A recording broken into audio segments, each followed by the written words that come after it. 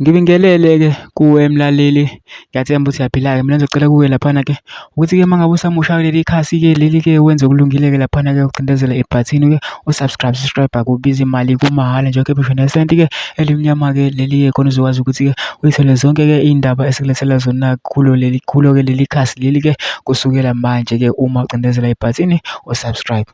Udaba kulethele lona namhlanje sithi-ke laphana-ke inyanga ye-MK siveze ukuthi uSayo-ke laphana-ke ey'nkundleni zokuxhumana laphana-ke iphawula ngodaba likaZuma lokuba sengozini yemoto-ke, kodwa angifuni ukuthi mina-ke weswangami ngidlalela-ke ikliphu-ke uzizwele wena yona le nyanga ukuthi ithini. Mina ngisacela kuwe laphana ukuthi masuzwile-ke le nyanga ukuthi ithini-ke laphana-ke kwi-video-ke ungene ema-comment section-ke ufike ubhale-ke ukuthi cabangani ngalo-ke lolu daba-ke lolu-ke masuyangenseka-ke laphana-ke ucindezele lelo bhathini-ke subscribe nje, akubizi imali, kumahhala, ukhiphe nesenti elimnyama leli-ke. Nayo-ke le video-ke awuyithokozele.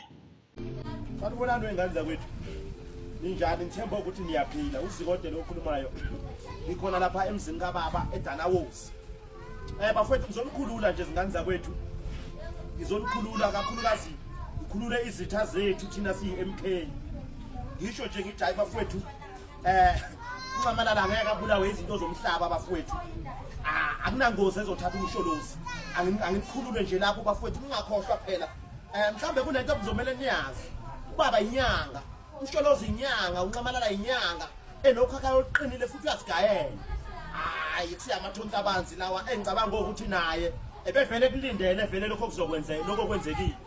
Angeke phela bhuti uzukhona abantu abaningi kangaka mfowethu, abantu bomhlaba wonke bakholelwe kuwena bese ucabanga ukuthi kuzoba lula.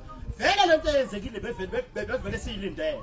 Engikushoyo nje ngithi hayi bafana bakithi anihambe niyodla umuthi kahle, niwudle impela, niwudlisise, noma ngabe kuthiwa loya muntu ongena imoto kababa lapha benimthumile kulungile. Hayi ingane kakhulu, nani futhi nizingane anokwazi lokho. uNcamalala ngeke nimenze lutho.